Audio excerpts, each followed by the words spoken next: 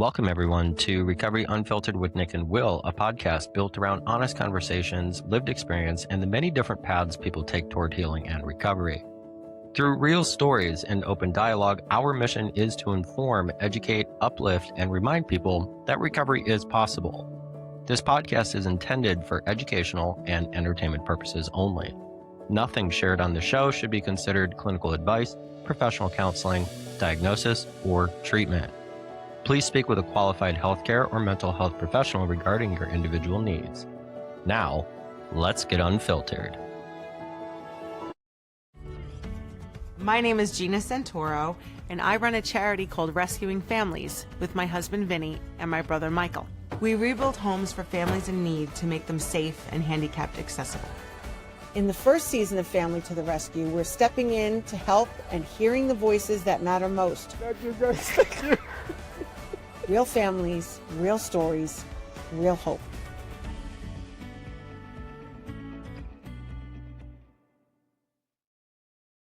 This is episode 12 of Recovery Unfiltered with Nick and Will, and today we are going to explore another powerful side of recovery, rebuilding safety, independence, dignity, and a place to truly call home. Our guests are Gina and Vinny Centauro and Roger Grand-Pierre, the remarkable team behind the Long Island nonprofit Rescuing Families and the PBS series Family to the Rescue. Drawing from their lived experiences as caregivers, Gina and Vinny's expertise in carpentry and design, and Roger's background as a registered nurse, they transform unsafe and inaccessible houses into homes where people living with disabilities can experience greater freedom, comfort, and independence. Family to the Rescue brings viewers inside these life-changing renovations while sharing the stories of families who are too often overlooked. Their work brings volunteers, businesses, donors, and entire communities together to remind each family that they are seen, valued, and worthy of support. In this episode, Gina, Vinny, and Roger share the personal experiences that inspired their mission, the difference between meeting building codes and creating a truly accessible home, the financial and systemic barriers families continue to face, and the many ways people can support their work. This episode is about community, love, restoration, and what can happen when compassion becomes action. Welcome to episode 12 of Recovery Unfiltered with Nick and Will, Family to the Rescue. Welcome, everyone, to the Recovery Unfiltered with Nick and Will podcast. My name is Nick Fantozzi. And I'm Will Cashman. And before we get started today, I want to, as always, shout out to our listeners and our watchers, because we're on YouTube. I know, this is crazy. Yeah, this is wild. No, but definitely a shout out to everyone that has supported us, everyone that is involved in this. Part of this journey has been at least finding people to listen to us, but we didn't really have to do much of that because it happened. Yeah. We're really grateful for that. Yeah, so thank you all very much. We really, really, truly love and appreciate you all. Thank you so much. Behind the microphone this time. Yep, I tend to do that. Woo! Okay. So, yes, thank you, everyone that is following us, listening to us, sharing this stuff. This is wonderful, and we really do appreciate it. Today, we have incredible guests on, and Nick, I don't know if I happened upon, I think it came up in my Instagram feed, honestly. Yeah. But I happened upon, I'm still going to use that. I happened upon something called Family to the Rescue. Okay. And Family to the Rescue is based out of New York. And they do recovery in a totally different way. And I want to say, and for our listeners and everyone listening, recovery is not simply just stopping substance use. Right. Recovery means that we recover or rebuild or find a different way to live, or if we've struggled with something or we have barriers to doing something, we find a way to do it. And sometimes it takes a community, and sometimes it takes people like Gina, Vinny, and Roger from Family to the Rescue. And that's who we have as our guests tonight. I'm so excited. So, I'm not going to introduce them and tell you all about them because they are here with us. So, Gina, that's going to get edited. We got wild animals over here. I'm sorry. I love that. Okay. That's okay.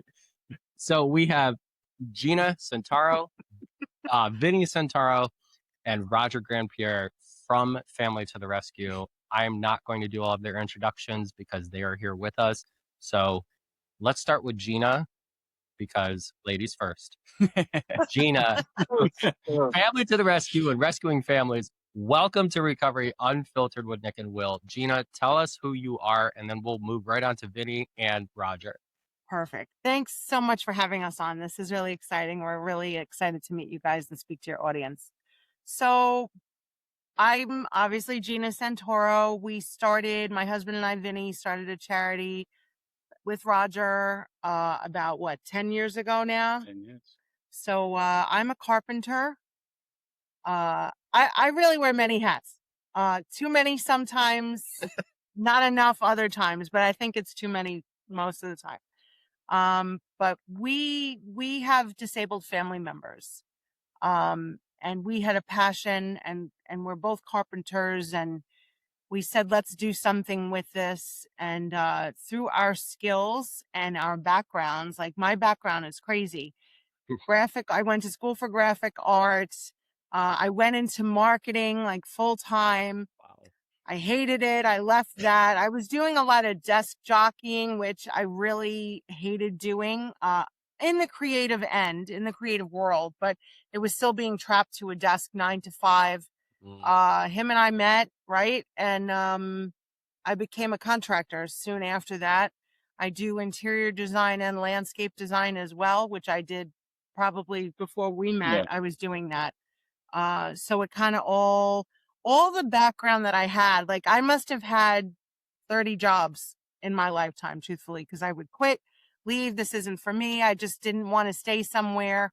And, I thought that was crazy. That's a lot of jobs. I didn't know it was that many, but that's a lot of jobs. Probably about 30 jobs. You learned after married. And then I feel like I found what I was supposed to do when I was in my 40s, which a lot of people say, oh, in your 20s, what are you supposed? You should know what you're gonna do in life. And I think that's a lot of, I think it's a lot of crap. Personally, I think that you get your calling when you get your calling.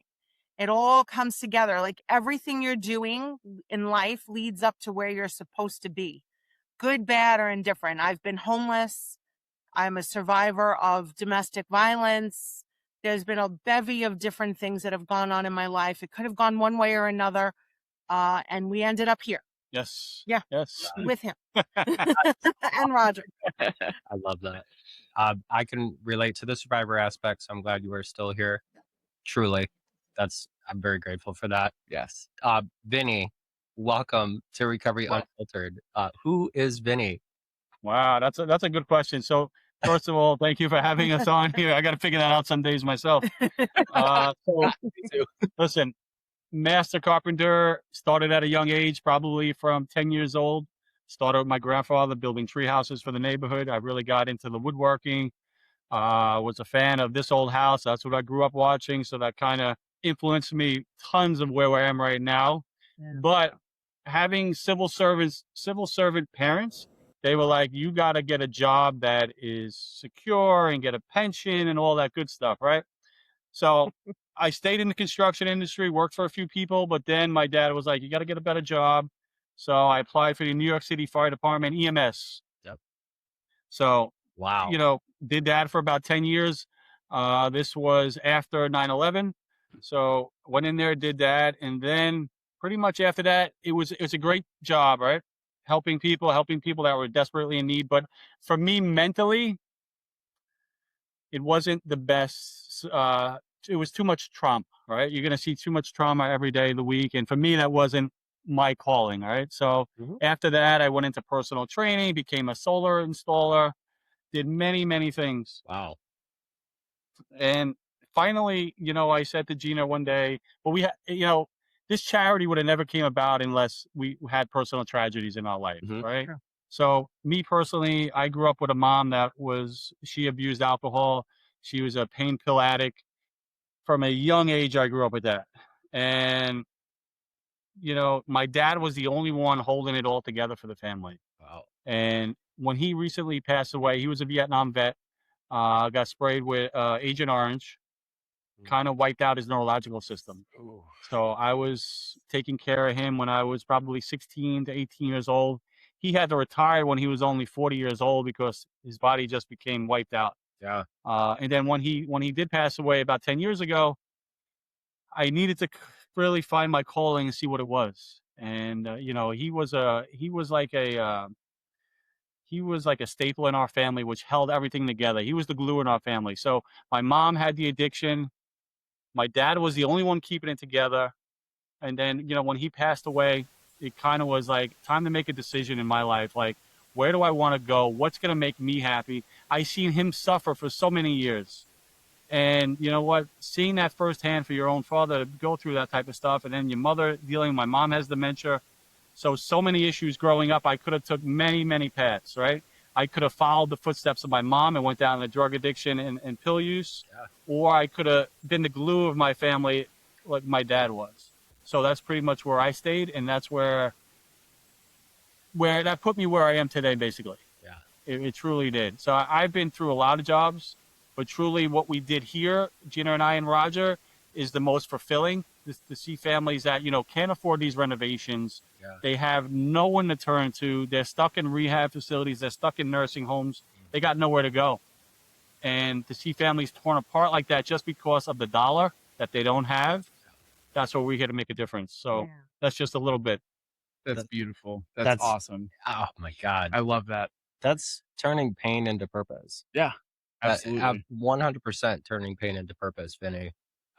That's a beautiful background sprinkled with trauma, and we as addicts too can relate to that, but when we look back at the pain, we do have that choice. I can sit in it and not do anything about it, or go down that same path that someone else might have gone, or I can do something with it and teach and help someone else, so that they don't have to go through something like that either.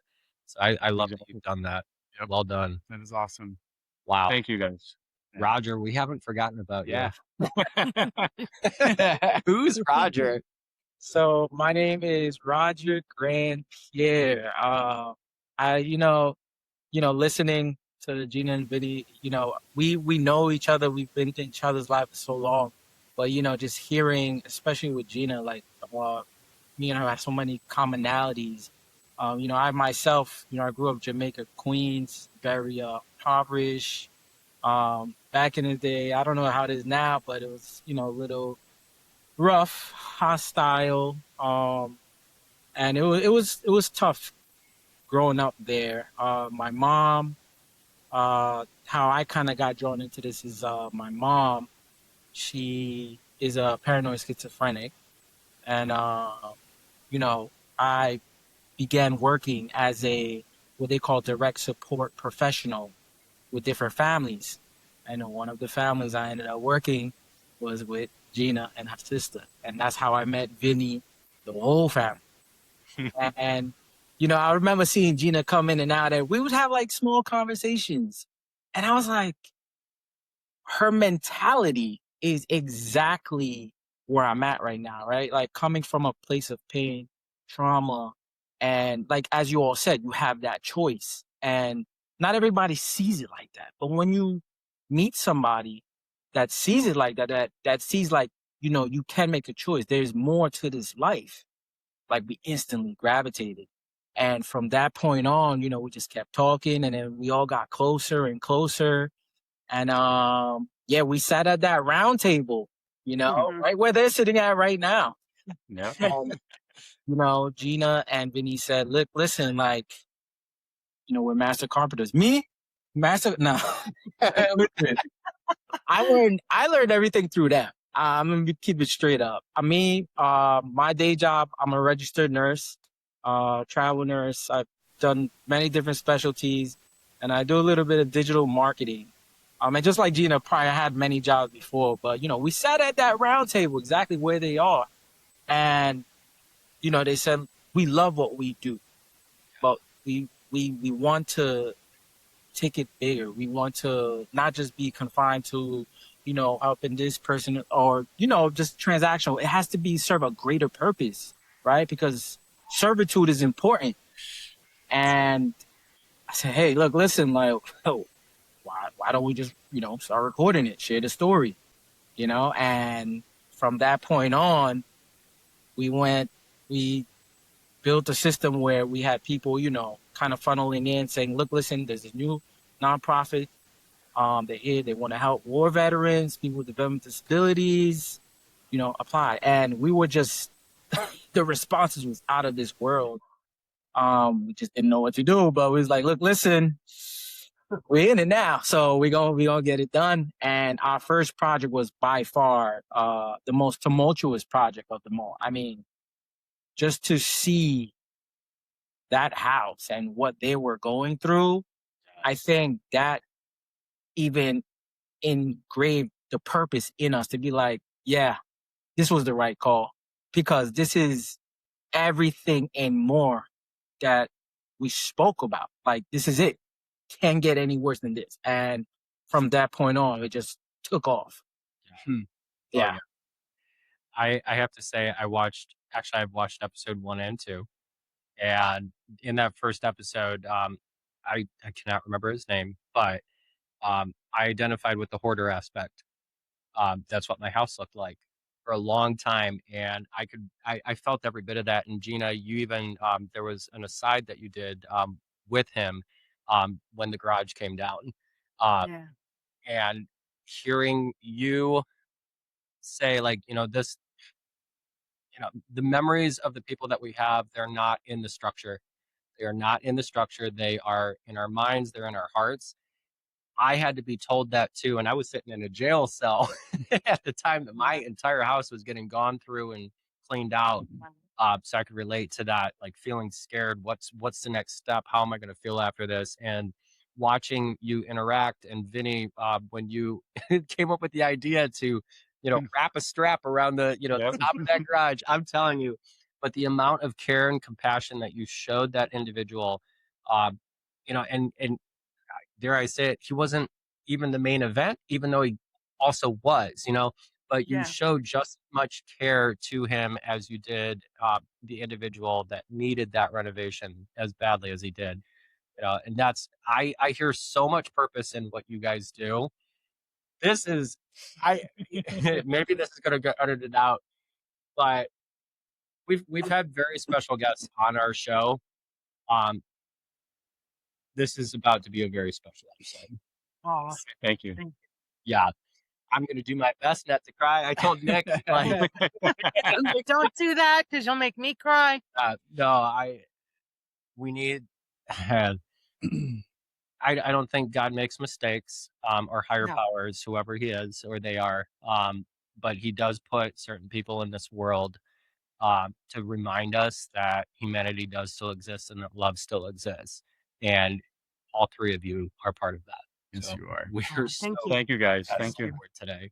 You are that beacon of hope. You really are Yeah. with everything that you guys do. So, Truly. You want to start it off? sure, I will start. Fire at will. Don't do that. All right. Well, don't fire at you. Sometimes we're funny. So first, Gina and Vinny. So both of you have had experience in caring for family members with disabilities. Before founding the Rescuing Families. So Oh, yeah. how did those experiences lead you to combine caregiving with construction and advocacy? From my end of it, I had 3 family members that were disabled, all different. One got ill. My mom got sick.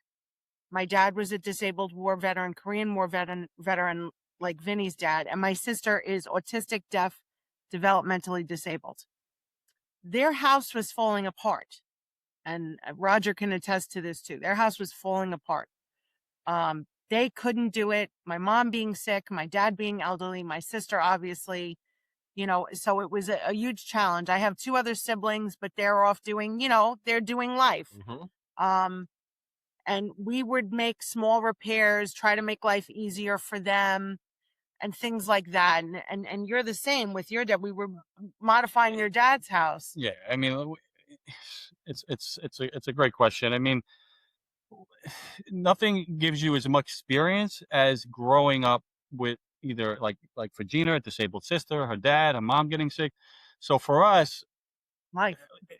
this was our life. Like Yeah. I was taking care of my dad at like from 16 years old. What 16-year-old is trying to modify his dad's house Yeah. and trying to fix things so he can get around easier? Like those are things that for most that's probably unheard of. But again, like just growing, I mean, It's growing up. you really grow up a lot faster and a lot mature and understand real life a lot quicker. Yeah. When you have those situations in your life. And I think, you know what, my dad's not here right now, but I wouldn't trade it for anything, like the way we grew up and the struggles that we faced, it put us where we needed to be, even if it was 30 years later. And I think the advocacy part comes in, is from growing up with it, is from seeing and being families that were left behind, that were ignored. Especially mine was a lower income family. So there was no help for them, zero help. And seeing that in other people, listen, we all have common bonds, whether it's a disability, it's an addiction, it's, everybody's been down a road that is really not great. And I think empathy is a big part of advocacy. I think it's a part of listening to someone, understanding their struggle, knowing their struggle, and trying to do something about it to ease their pain and make their life easier on them. I think that's a big part of where our personal life comes into advocating. My parents were huge advocates for people with autism and like my sister who was deaf and developmentally disabled.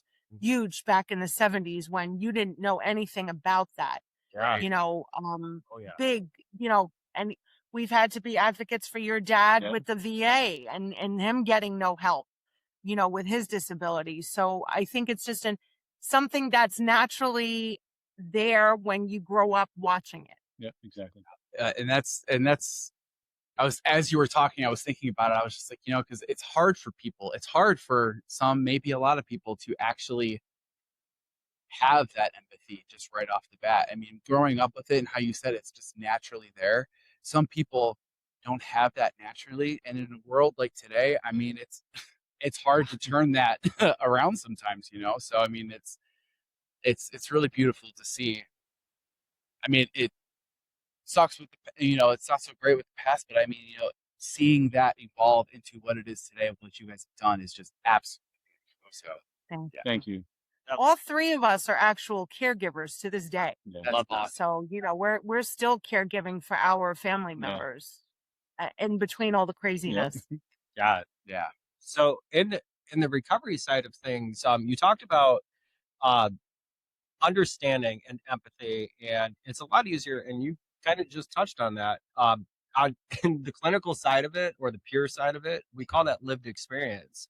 And when we speak from lived experience, someone else can relate to us, or we can relate to their struggles. And I think that puts that greater purpose and a perspective where it's, okay, I can feel what you've gone through because I've been there too, or in a similar way. There's a big difference between sympathy and empathy. Empathy, we've gone through it in our own way, but we can relate to that pain, and that's why we do something.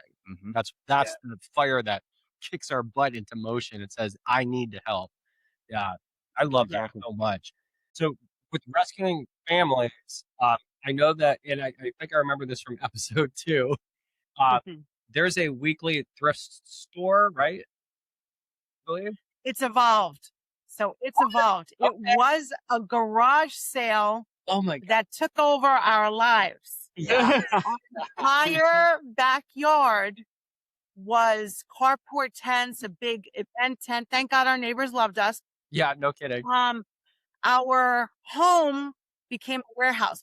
We literally had boxes and bins as a couch with a couch cover on it. We had no couch. It was good for the organization. Got the word out about us. It was really grassroots. We were also able to help neighborhood people with couches, not like us, couches and different items that they would need. We were open during COVID, which there was nobody open. We were able to help a lot of families through COVID. with very low price items. And then we're able to take those dollars and translate them into building materials, specialized trades, things like that. So we started doing that because we just had some random garage sale personally and made a killing. And he said, we need to do this for the charity. And it just got bigger and bigger until it really became all consuming. And we said there's absolutely zero work-life balance anymore. Yeah, that happened. And we closed it down to the much duress of the people that shopped there. Yeah. And we stayed closed for what, a year and a half, About a 2 year and a half, years. Yeah. And then all of a sudden, God's grace, because nobody can explain this. Yeah, so on our block we have some commercial with residential, and we were just driving home one morning and one night, and we saw this building for rent. Which now this building was occupied for 20 plus years from the same tenant. We saw the rent sign on there. I called right away, got a meeting. We sat down with the guy, and we as soon as we went in there, we signed contract like almost the same day. Yeah. We knew that this was going to give us our Crazy. freedom back. We would have our house back, our sanity back. Yeah. You know, my wife would be a lot happier, which is going to make me happier. Yeah, I was very depressed. It was bad. It was really, really bad. Mentally not. I was in a very bad place. It's habit on the corporate. Like when it snowed, when it rained. Yeah. I bet. Oh, yeah. It was- We lost up on the news, right, Roger? Because the snow destroyed the carport tents and all the merchandise under it. Oh, it was bad. As good as we were doing for others, all of us, we were really hurting ourselves. Yeah. It was detrimental to ourselves and our well-being. So It was. that building popped up on the same block that we live, of all places, Across the street. across really the street. was. So you know, 2 years now we've been in it, and we're growing every day. Yeah, it's been wonderful. So our thrift store is in there. Mhm. It's a lot smaller than like 1,900 square feet of carport tent. Yeah. But it's smaller. We have a warehouse to store things and to have small events in. Wow. So, you know, it worked. It worked. Listen, and it's a lot more stress. We have our home back. Oh, yeah. So it's a good thing. And it's a great way to raise money and have people. We've gotten a lot of volunteers since we've gotten a brick and mortar, a lot more volunteers, I should say. Yeah, it helps. We've gotten small grants and things like that. So it's really great. It's been fantastic. That's awesome. Yeah, that's just so great. Yeah. I'm just in awe of you guys. Sorry. Just like all three of you, I'm just like, wow. I'm like, Really? I can't even imagine. Like, that's just awesome. I love that. So with defining a successful transformation, okay, so when you enter a family's home, you're in there for more than just a list of repairs, okay? So what does a truly successful transformation look like for the family living there? You want that to be mine? We can. All three of us, I can answer we all have our own. Yeah. Go for it. A successful transformation for us, I'll just say it like just you know, verbally, a successful transformation is a home that is not only accessible, it's beautiful, and it serves everyone in the family, because a lot of times the caregiver gets forgotten. And to me, that on my plate, the first person I go to is the caregiver. Absolutely. Because anything that can make them happy, alleviate stress, it makes it better for everyone involved. We automatically go in and know, okay, we have a disability that we're faced with, sometimes multiple disabilities. Yeah. We know what we have to do with that. But what do we do, including if there's children or siblings or other family members? They're part of this. You know, they're the ones right there cheerleading for their loved one, caring for their loved one, you know, and sometimes, especially the other siblings, being a sibling that has a disabled sister, Yes. you get pushed on the side, you know, it's kind of, and you kind of are okay with that role because you know that your sibling needs the care, you know, but it's still hard for them. Like I sit down with the siblings a lot of times too.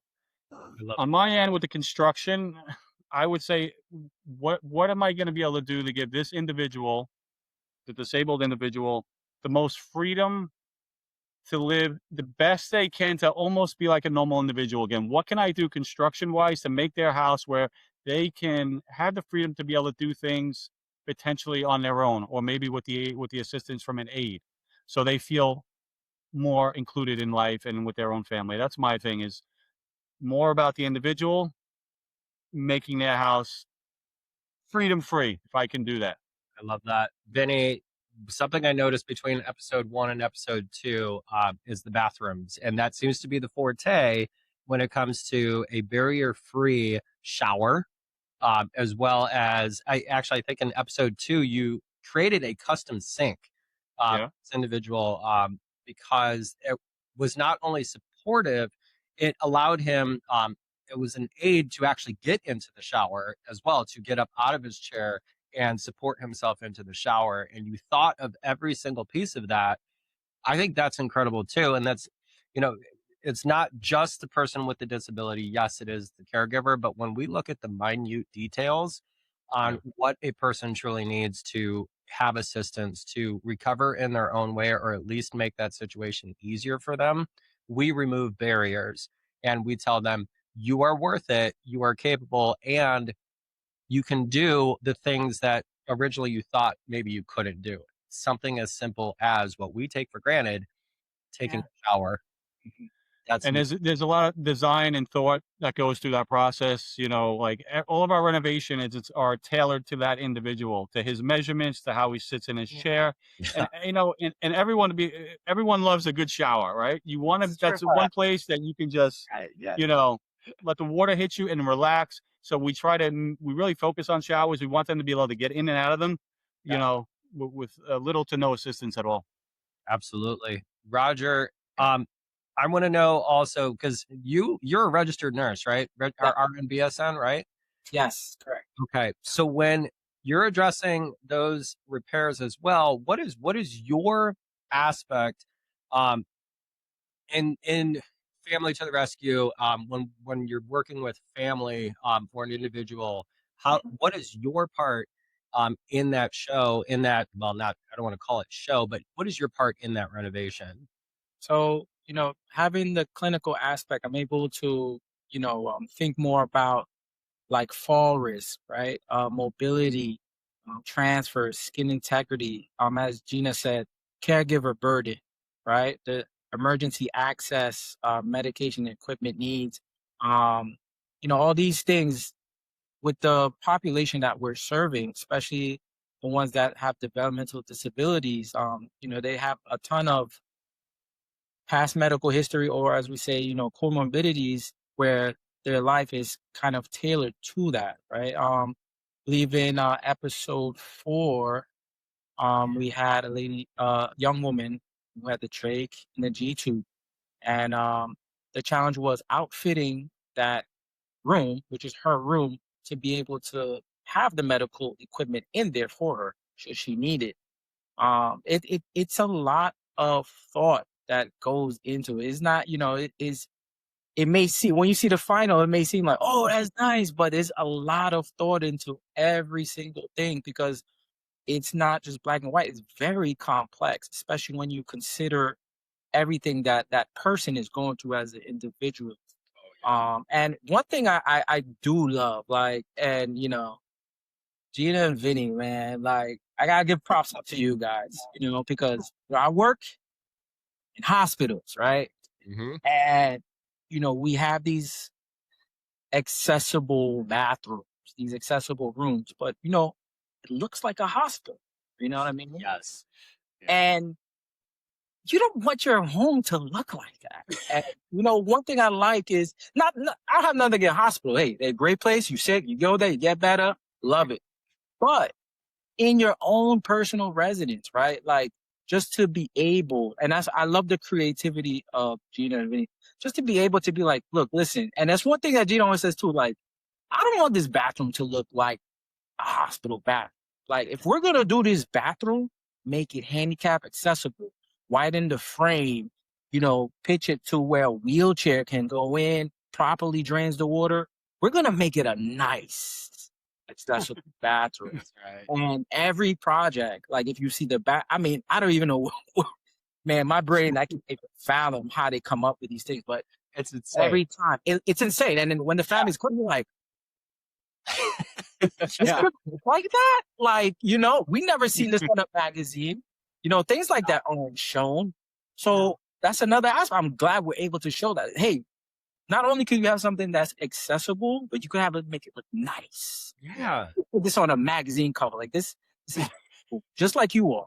There's no different than this and that. No. And yeah, man, that's how we do that. Accessibility does not have to look clinical. Right. It's No. a personal space, I love it. And we're seeing that too. And I hate to call it industry, but the recovery housing industry, we have clinical spaces for residential treatment. And then they get out of residential treatment and go to a sober living environment. And it looks like a bunch of hospital rooms, some of these places. But what we're seeing is a trend towards, let's make this look like a house. Actually renovate it, put some nice flooring in, paint these walls, put nice beds and furnitures inside these homes, because it's a living space. Just because we're recovering from something doesn't mean that we have to continue, making it look like we're in a hospital setting. We're home for right now, Right. So I love that you guys pay attention to that detail and make these individuals feel like, yes, this is home. My home is not my disability. My disability is an aspect of my life, but my home is my house. It's my memories, my life, my children, my hope. It's all part of that. And I love you guys pay attention to that. Yeah. That's beautiful. Thank you. Yes. Well, and Roger, I kind of get what you mean too. Also, I was a PTA major, so like all of that equipment, some of that can just be big and bulky, and like you said, very institutionalized, like clinically, like look wise, and and some of that it takes up room, and especially with transfers, like transferring people from even just bed to a wheelchair or whatever. I mean, it takes room. So like if you're trying to do that and you literally have this much space, like it's hard. It's hard. I know you've seen those Hoyers. Those Hoyer lifts, they're not small. I know. They're like the claw. It's like, That's a lot. Yeah. Like they have to be able to move and fit under the bed to be able to get underneath and lift them up and move and pull out again. They can't just move in any which way they want. It has to be able to maneuver. Exactly. Yeah. Perfect. Yeah. I love that. Yeah. Code compliancy. This is a hard one. I know you guys are dealing with this. So there's code compliant versus accessible. They are not the same thing. While they require some of each other's components, we're finding that they're not the same thing. And Gina, I know you are advocating heavily for this. I want to know what your perspective on this code compliant versus accessibility. So, what is it now? 10, 15 years that we have a reasonable accommodation. The law was passed to make accessible spaces out in commercial spaces out in the world, in restaurants, stores, things like that. And that code was great. I think it's one of the most, it should have been there a long time ago. When it comes to someone's home, however, where you live and you pay taxes, that is not so. So you don't even have a reasonable accommodation in your own home. And this isn't just in New York. This is nationwide. Yes. So we have antiquated building departments, antiquated building codes. Then you have a township within a village, so now we're dealing with them and this and this and this, and nobody is on the same page when it comes to disability. And having a specific set of codes or different codes for someone with disability. There's no space for that. There's no funding for that. There's no, what would you say? There's no manpower to be able to say, okay, in this township, let's say we have 5,000 people. Out of those 5,000 people, we have 10 homes that have someone with a disability that need renovation. Those families should get a special dispensation from these regular building codes. To be able to make their home accessible in the space that they're living. Yes. So in the situation what we're working with right now, the village that we're working in, so now the ramp, many people have seen ramps that people have in front of their house. They're aluminum. Yeah. So there's codes. So every inch of elevation means the ramp has to come out 1 foot. So let's say we have a 48-inch stoop, let's say. So that means we need a 48-foot long ramp. And that's New York State. And that's in New York State. ADA law. Oh my gosh. So in the situation that we're working with right now, there's a lot of other things by codes. They take in how much percentages on the property line, what buildings are on the property. So if you use your percentages, say for a shed or a garage, now the percentages for a ramp that this person needs, they're not allowing us to do that. We have the space to be able to do a 48-foot ramp in the space that we're working with, but that family used too much percentages of their rear yard, so you can't do that ramp there. Wow. And we fight with them that we have a disabled member here. Yeah. That's going to use this ramp to be able to get in and out of her house or his house safely. That's And their only means of egress. Yeah. Their only means. And what we get brought at with, well, you guys can go for a variance if you'd like, but there's no guarantee you're going to get it. Right. So for our organization, they want us to spend all this money and time, get plans, get architects, get everyone involved for a decision that may not even go our way. Yeah. This is what we're dealing with. And this is a ramp that's going in some of their own backyard. Right. This ain't going out in the street where people might say, well, that doesn't look too good on our block. This is going in their own backyard, and they're denying us. Right. So these are things that we fight with the towns with, and we're going to fight to the day we die with this, because we believe that these families need to have the accessibility to get in and out of their house. Right. So we're going to do, no matter what, as our organization, we're going to move forward and do what's right for that family and that individual. Absolutely. No matter what codes are going on, what percentages of I used my garage, took up 20%, now I can't get in and out of my house. I mean, the things that go on are just crazy for these townships. Yeah. It really is. And if we're trying to get past where they take each individual case and look at it separately, like they're just throwing us in a big, a big pool of people. Let's examine that this person is disabled. They've been disabled for almost 18 years. They lived in this house for almost 25 years. Yeah. And we're worrying about a ramp in their backyard. Right. And this is their home. Yeah. They are taxpayers. They get more accommodations outside of their home. Yeah. If you think of it in common sense, it makes none. Yeah. How do you do that to someone in their own home? It's so infuriating for me. Obviously, you can probably see. I get so worked up over this because, like, his dad had a ramp in front of the house. Mm-hmm. He had to plant bushes in front of it because it didn't look nice enough for the neighborhood. So now you're going through the expense of shrubs, which are not cheap, and they have to be a certain height. Right. What are we doing? We're bringing back the ugly laws, hide them in their house. Yes. Where they belong in an institution, or they belong in a hospital, or they belong in a rehab or a group home, never home with their family. Right. That's what they're, when you hear things like that, and I'm not even disabled, but I know when people with disabilities hear things like that, how do you think that makes them feel? Exactly. Right. That's the stigma of it. And, with addiction too, we can relate to stigma. They're just an addict. They're just a junkie. So we get kept inside too, and once an addict, always an addict. Yeah, that lie is dead. I hate that. But that's sometimes that outward view or the inward view. No, it'd be from the outside. Yeah. Outward. From the outside, looking in, they don't understand that struggle. And Gina, I want to point out a word that you said, egress. That word is so important when it comes to what that code should actually look like.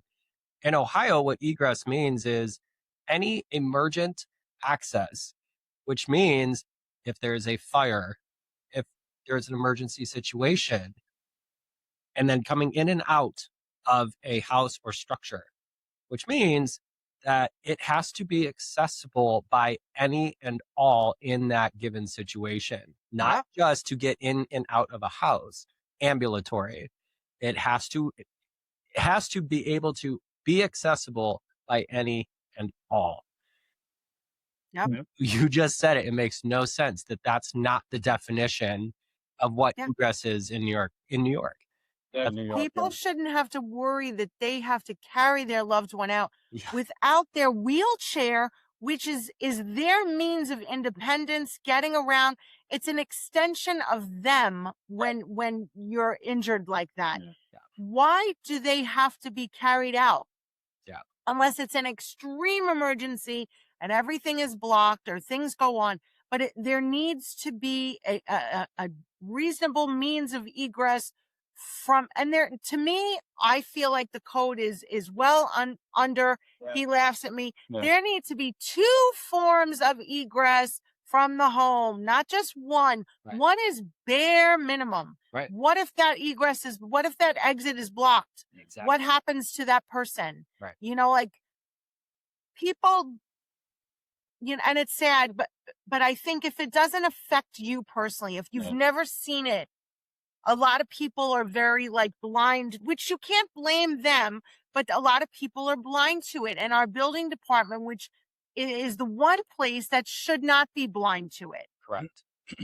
Right. And the thing too is townships, I'm just building off of what Vinny says, township sees code compliancy as a minimum standard. But just imagine, as me as a registered nurse, if I treated every patient the same, would that treatment be effective? Absolutely not. There you go. That's a good point. It needs to be individualized because accessibility is much more individualized, right? You can't just have a minimum standard for everybody when everybody's different. Right. Every disability is different. Everything that everyone's going through is different. There has to be a different approach. And as long as these townships been running, still hasn't gotten that message. So we come into these challenges that really shouldn't even be challenges. You got to look beyond a paper and pen. Look at the person, see what they're going through. Yes. That part. And the other thing, I wish I could tell you we don't fight for almost every project. Every project we go on, we run into these issues. I wish I could tell you that this is only one time this has happened. Literally fighting, this is yelling. Like this goes on and on and on. And it's the lack of common sense. It's the lack of compassion for people with disabilities. Yeah. And what they tell us is the lack of money. Yeah, that's so easy. And manpower. Money. But what it all comes down to. We see the same thing in addiction treatment as well. And Roger, you made a really good point. We have these things called ITPs for a reason, individualized treatment planning. While it follows a core ASAM, core, standard, not every treatment plan looks the same. There's a golden thread of treatment, and then all the strands that come off of it are individualized treatment planning because it doesn't look the same for everyone. And if I, as a counselor, were to approach someone and, what worked for Nick, I'm going to say, hey, this is going to work for you. You have no choice, no agency in this. It worked for him, so it's going to work for you. They're not going to succeed at all. Yeah. No. So, and they're going to look at me like, huh? I got to do that at least once episode. Yep, every episode. It's a true statement. I do that every episode. But that's true. Is they're going to look at me and go, you've got worms crawling out of your face. What are you talking about? I'm a different person. Yeah. So I totally agree with that. I want to, I'm so grateful that you guys brought that up. Well, we kind of brought it up, but advocating for where's the revision to our building codes? We need customized disability allowances where it's not we need to think about it. It's okay, it works. Let's go. Who's building it? What's the cost? And here's your permit. And there you go. That's it. That's right.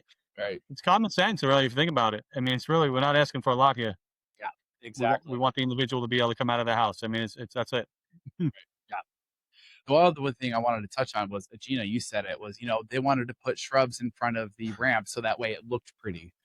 First of all, really, if that's the one thing that we're worried about, we're missing the complete point, which is kind of what Roger was saying too. We're missing the point of the individualized person itself instead of the product, basically. Yep. Right.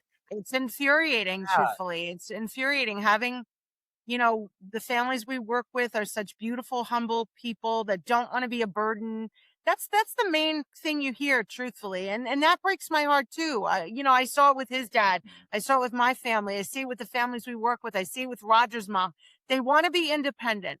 They want to be part of the community. They want to not be a burden or be considered a burden. Correct. They don't want to be looked at as different. They're not different.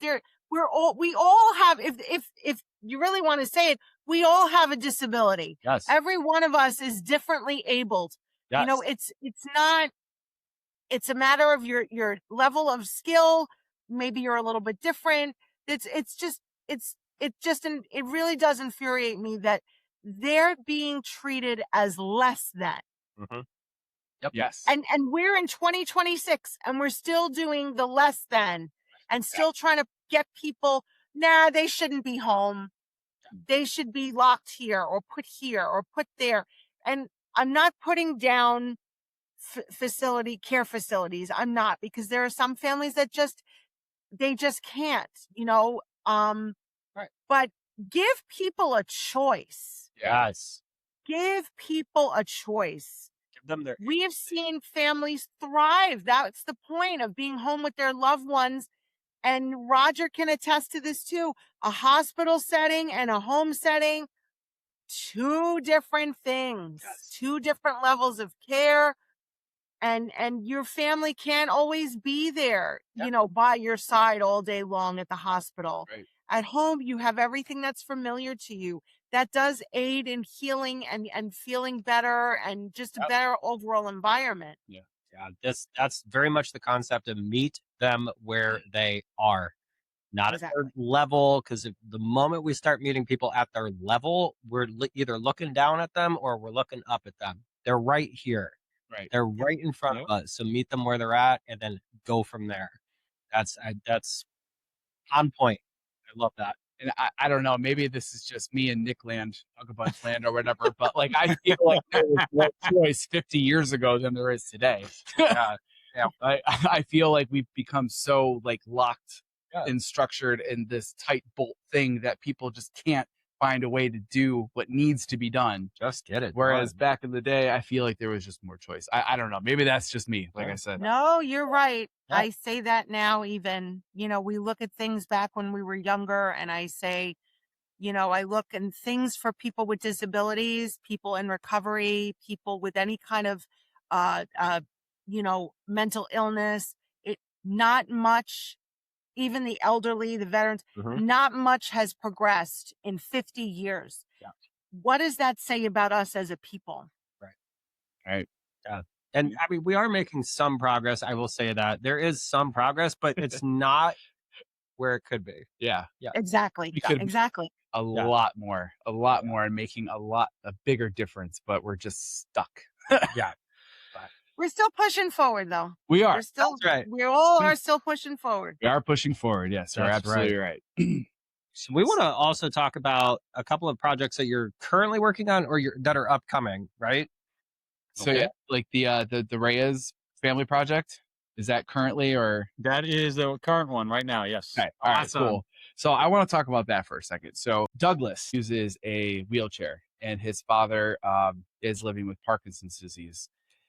So what conditions did you encounter at their home and what work is being done to make it safer and more accessible?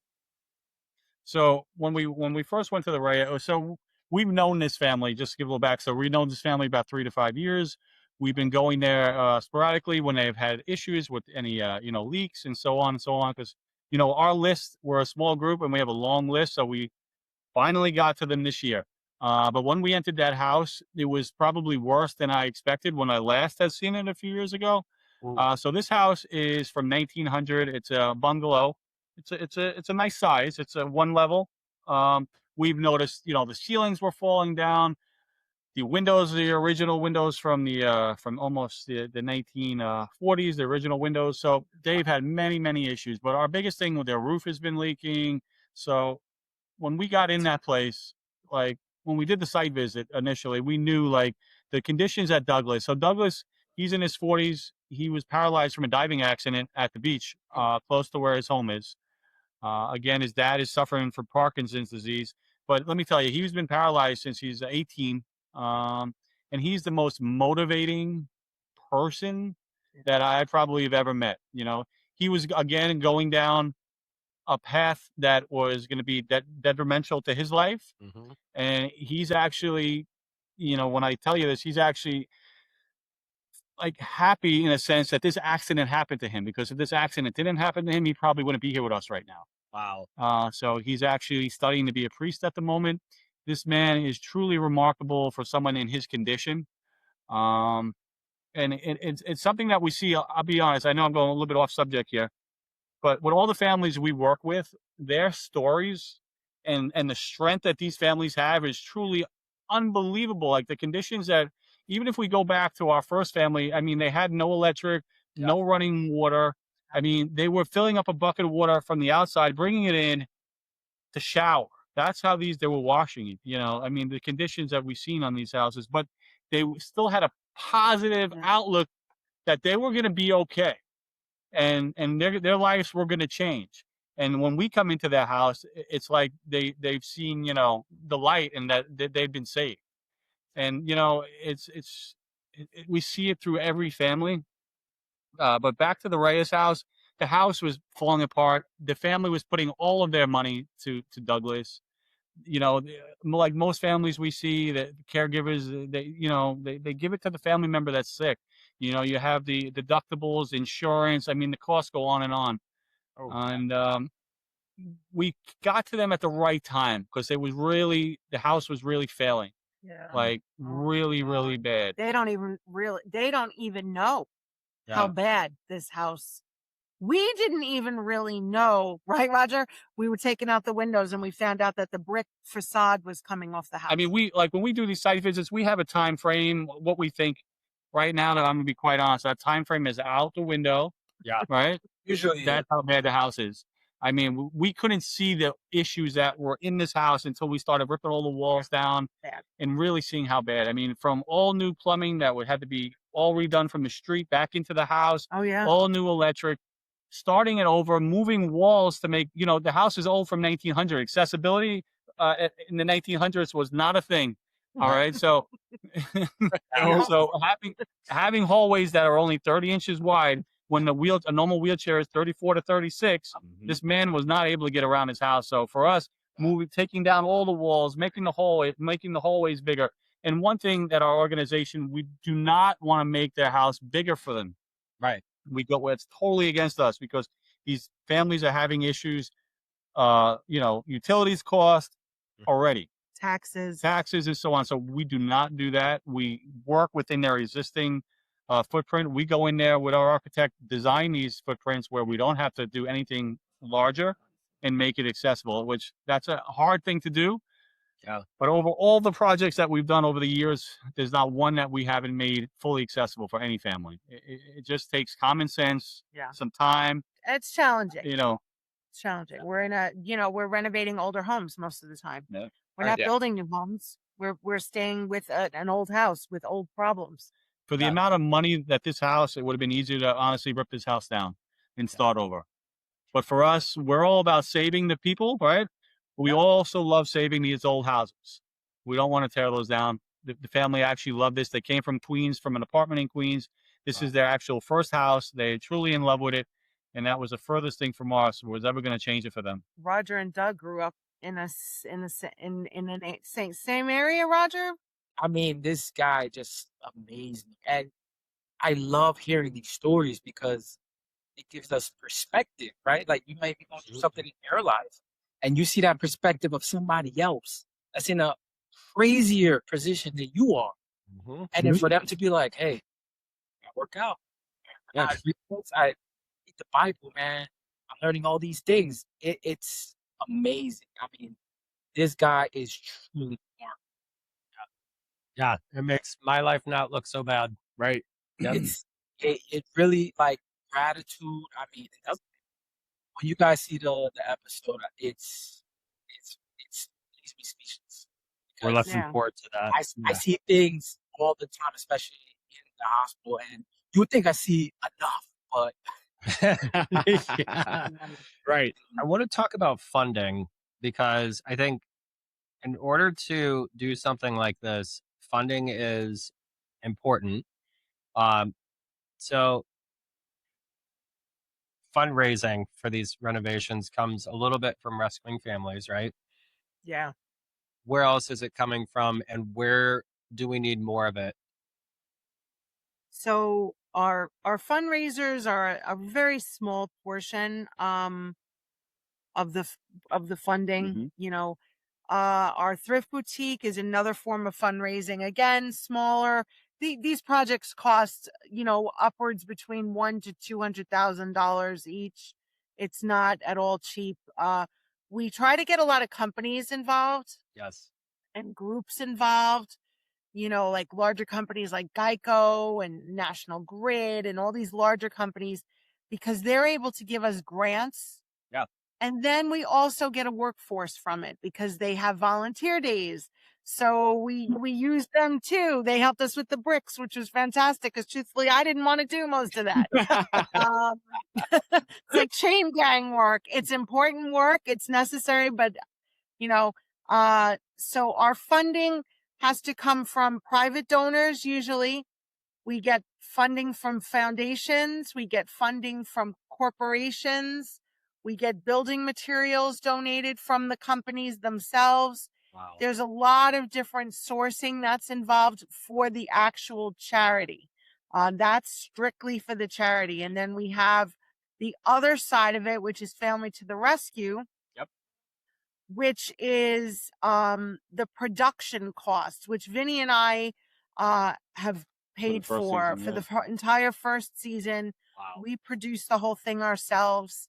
And that at this stage, we can't sustain the build and the production ourselves. Because a lot of the renovations we did in the last season, we funded it. The first one we paid for. Yeah, we were a brand new organization, so at that point, funding was barely. It was just about zero at that point. Those early stages. It's gotten better, but it's nowhere where it has to be able to sustain where we're heading. Yeah. Like we there's so many families that reach out from all over the country to us, and right now we're strictly sticking in the New York area. Yeah. But we'd like to go more nationwide to spread the help that we can give to the other families that are not getting it out in the country as well. So with the extra funding, we'll be able to do that. Wow. But the one thing with production, what it really helps is to get, obviously it helps to get the family story out. That's the main goal. Yes. To let other families know that, you know what, I have the same disease and I'm suffering through it. And this gentleman is the most positive, and I don't understand why this man is this positive, but I need to be this positive by listening to this story. Yeah. That's the major thing there. And then the other thing is, like, the companies that do donate product to us, we're able to show us using that product. Mm-hmm. Yeah. So the more product that we're able to get from companies and give them some exposure, that helps us be able to complete more projects, and it helps us not have to fundraise and have to ask for money more. Right. So that's the biggest thing what the show is supporting. So without the show, we wouldn't be getting these great top of the line products for these families, and we probably wouldn't exist without the show. Honestly, that's the truth, because the funding part of it is so minimal through the charity that it becomes a huge challenge to get a job like that done without the three of us personally putting in our nest eggs to help another family, which we would do regardless. I mean, we're not going to leave anybody behind. You know, just to give you a little reference, like we got a donation for insulation. Now that donation is like $50,000 worth right there. Yes. Then we got another donation for all the siding, which is another $35,000. So without those companies, the amount of money that we would have to raise is not feasible. It wouldn't happen. Absolutely. Yeah. It kind of takes volunteers too. Oh yeah, absolutely. And speaking of, volunteers, the volunteers and like the hands-on education that you guys have. Mm-hmm. So your work with individual volunteers, school groups, and corporate teams while developing workshops in basic tool use, construction skills, and job site safety. What do you hope participants carry with them after working alongside with you guys? Roger, if you want to touch base on that one. Yeah, look, listen, man, I'm a living lad. Okay, because coming into this, I mean, I would have hammered, maybe a drill hit, but houses, like, put her in concrete, do it all. I'm like, we're doing that? Like, yep, we're doing that. And I mean, it's an invaluable skill, especially in today's age, right? Like, where everything is leading towards automation. I always tell, my colleagues, or if I meet somebody in college, high school, I said, look, this is free 99. Like, you could come to a work site, and Vinny and Gina will guide you. You'll learn a new skill, and then, especially with the cost of everything, DIY is a big thing now. Like, you could paint your own wall or build a wall, or like it's so invaluable. These are skills that you will have for the rest of your life. Yeah. And one of the things that, because probably I wasn't a builder, I was like, I don't know, but the thing is when you build something, you see it completed, you're like, wow, yeah. Like, I did that. We did that. That looks, yeah. It's amazing. It is such a great feeling. So I always implore everybody, people that are watching this, look, listen, you ever wondered how to, put up some sheetrock or install insulation, or, why when you're doing the frame, why studs have to be a certain distance apart? Right. Yep. Come down. This is the perfect place, hands on. Yeah. No. And every volunteer that comes down is part of bringing the family back home. Oh, yeah. So everybody that has held a hammer, shipped a brick, hauled garbage, doesn't matter what role you played, people that work, our volunteers that are in our thrift boutique, that do our fundraising, that have nothing to do with swinging a hammer. We all come together the day that we bring the family home, which is the best part of what we do, because these families have no clue what they're coming home to. Right. They think it's just a bathroom or maybe a ramp. They have no clue. So to bring them home and to know that you are part of the reason why this family is coming home is the best part. There is never a dry eye in the house. And I think everybody starts to really understand the impact. Yeah. Someone in a thrift store is not seeing firsthand, why am I doing this? How is this working to help that? Everybody gets to see that it's a machine and every part is equally as important as the other. And I think that that is a very special thing. And we're one of the very few organizations in our area that these people get to meet the person that they're impacting personally. Mm-hmm. Yeah, that's a big one. Like, you just, a lot of times you donate and then money just kind of goes. It goes to this space. But one thing that was super important to us is, no, you donate, you contribute, you're meeting the family. You're seeing the house. Right. You're seeing the product, like every penny. And we absolutely love that. And, a lot of times the volunteers and the families, they make their own connections. And the families before that, they make their own connections. And then within the organization itself, we're building community upon community. It's a beautiful. Yeah. The family before comes and helps the next family. Yep. And we don't ask them to do that. Yeah. We don't ask them to do that. Yes. So John Tribble came to the Morrows. Yeah. The Morrows came to the Helfenbein family, and John came to the Helfenbein family. Wow. So, the Helfenbein family then helps our charity. And then who else came to the ourselves? It's incredible the way it's working. Like, we're building, like Roger said, it is a community. We're really one big family moving forward to help the next family. Yes. I love that so much. That is so awesome. I saw that between episode 1 and episode 2. And I was like, oh my God, that's John. I know. Yeah. Yeah, that was really cool to see.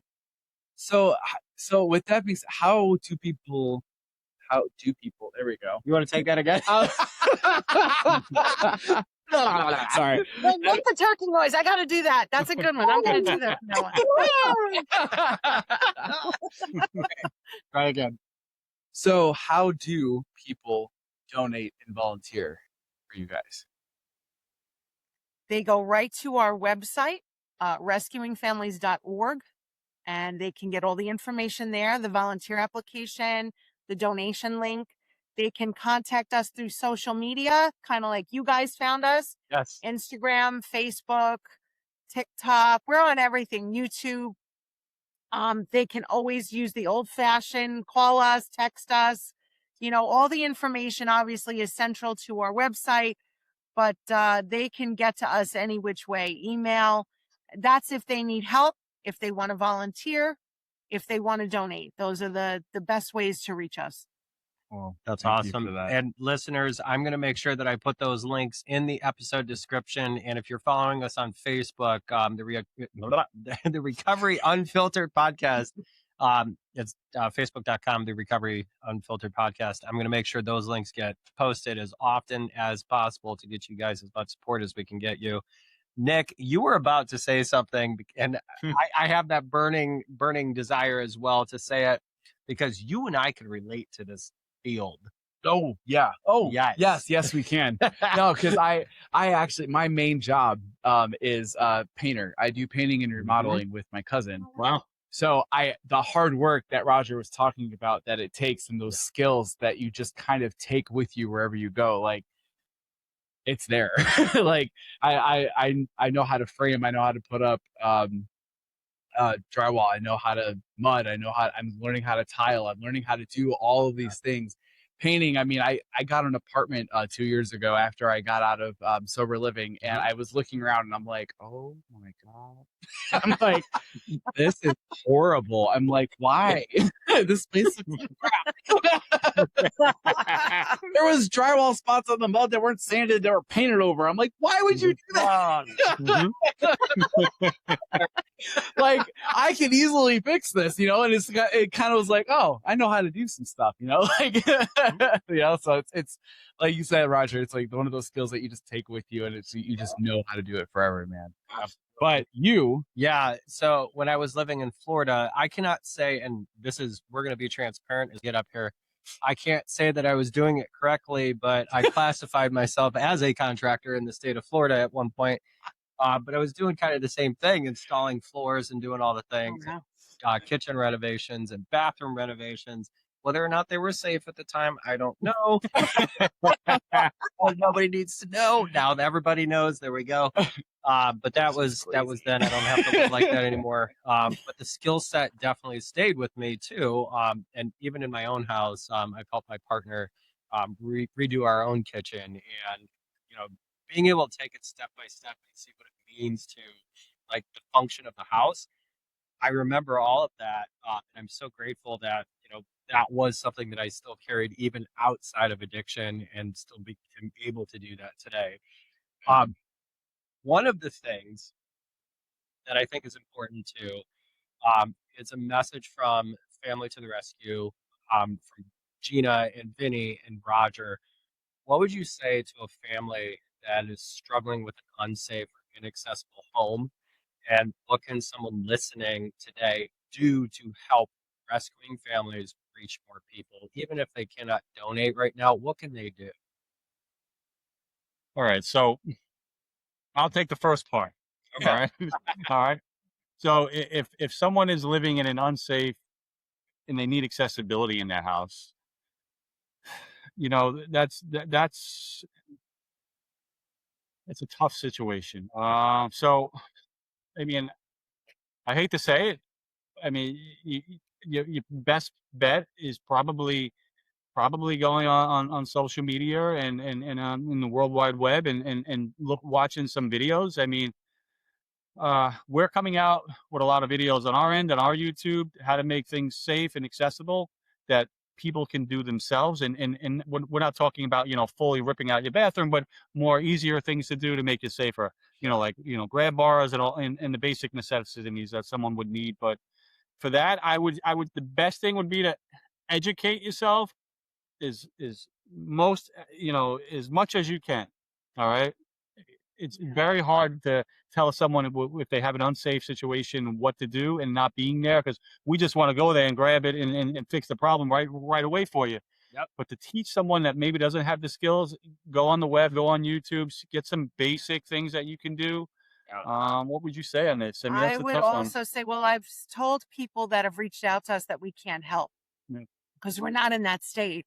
Yeah. Contact your local social service office. Yes. Use your computer, your phone, find different organizations in your township. Contact your village officials. Contact hospitals, nursing homes, different areas. You know, it doesn't matter. You know, exhaust every possibility for help.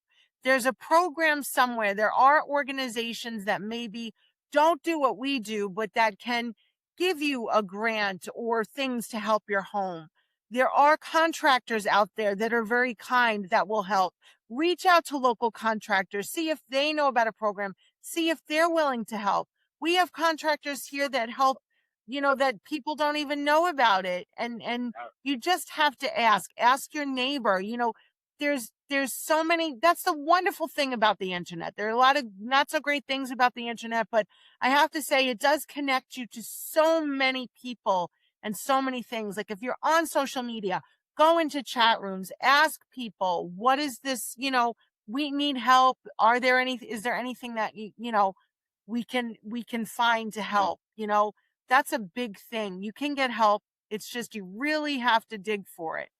Yes. Sometimes. I would also add too, I think the biggest thing is that they shouldn't feel embarrassed to ask for help. Me growing up, with my mother that had her mental disorder, I was embarrassed, right? I didn't want no one to know, that my mom was hearing things and all that. And it kept me from looking for help. It kept me from looking for other people that whose mothers or loved ones had, an illness. And it was always a battle that I felt that I had to fight alone until somebody said, listen, you need to be open. You need to really talk about it. Like, this is your life. Like, you have to talk about it. So I implore anyone, especially people that are living in homes that no longer works for them because of the disability that they have. Don't feel embarrassed. Like, you don't know, your neighbor could be going literally through the same thing. Like, just say something, reach out. Because dollars to donuts, I guarantee you, there's somebody out there, same story that you got. And if you guys could connect and share resources, share things that help you out, that would mean the world, And I would like to say to everybody else that's listening, look, listen, you don't have to be a contractor. You don't have to write a huge check. You can volunteer, you can donate, you can like, share, subscribe, comment. You can introduce us to a business that may want to, do something with us. I mean, there's a multitude of ways. Anyway, we'll take it. We will take it. Yeah. We are not alone. We are not alone. That's exactly it. Yeah. It's important to let people understand that, that's why there was a long time I never talked about what I went through, what my family went through. It was an embarrassment. Like Roger said, you're embarrassed. My mother was bipolar. I came from a very crazy household. Yeah. Suffered from a lot of different abuse from a lot of different areas and was always, very quiet about it, went from one bad situation to the next, and then when you open up a little bit, you get people that might say, oh my God, what type of person are you that you would, but then you say, after a certain point in time, you tell a story to one person and it helps them and it empowers you to continue to tell that story and let people understand that this is where I am now. Not in spite of, because of my journey, good or bad, that forged who I am now. And that's, to me, at this stage of life, that is nothing to be ashamed of. That is something to be very proud of because we're all growing. That's what it is. We are growing, we're evolving, we're changing, we're becoming better. And, that's what life is. I mean, listen, we're above ground, right? Yeah. And I think that's a big deal for, Yeah. for a lot of us that came from a background that might have been not so great, and I think it's a big deal for everyone that we're breathing, and we're thankful for that. And we're thankful for people like you guys that have a platform that's just so incredible, to be able to tell stories like that, to be able to tell your own story and help other people. And I think that's what all of us should be doing, This has been honestly such a special episode having all three of you on. You are truly amazing, amazing people. Beautiful, wonderful people. Yes. Seriously.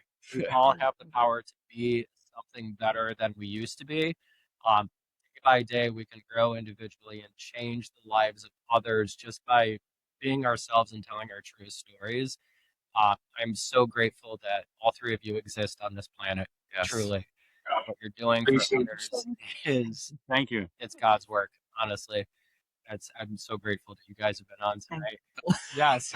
Let's just keep 10 times. Yes, the 10 things that times. you have. No, this again, like he's just said, this was such a treat. Getting to know you guys, getting to hear and know the true behinds of like how you guys feel like about and how you guys got here. I mean, that's just incredible. All three of you, amazing. Behind Thank the you. scenes look at what Family to the Rescue is, what rescuing families is. There's people behind this. There's humans behind this. Yes. And I'm doing the cookie thing. No. So if we remember, what was the movie? Bruce Almighty? I think. Yeah. So in Bruce Almighty, they talk about a big giant cookie. And it's a sweet cookie, and we're all big parts of this cookie, this sweet cookie. And there's a couple of nuts thrown in, and there's a couple of, whatever. But when we all come together, we produce such a sweet result, a community that is better because there are people like you in it. And that's what we're grateful for. So thank you very much for being with us today. Truly. Thank you for having us. Absolutely. Appreciate you. Thank you, guys. Absolutely. This Yes, has definitely. been episode 12 whoop, whoop, of Recovery Unfiltered with Nick and Will. My name is Nick Fantozzi. I'm Will Cashman. We're Family to the rescue. Have an awesome day, everyone. Thank you so much for listening. Thank you. Bye, guys.